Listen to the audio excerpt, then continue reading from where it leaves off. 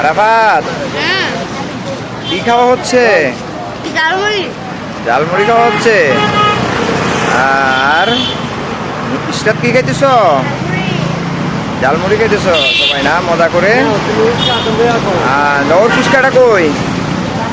ওর নাম কি না? ওর নাম কি? শাম্মি। শাম্মি, তুমি কি খাইতেছ?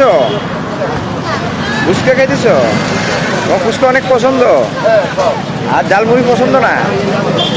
ফুচকা বেশি পছন্দ করো না?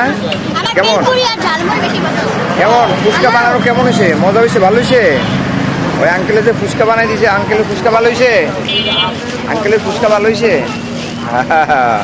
ঠিক আছে, তোমরা মজা করে খাও, ঝালমুড়ি ফুচকা খাও, ঠিক আছে?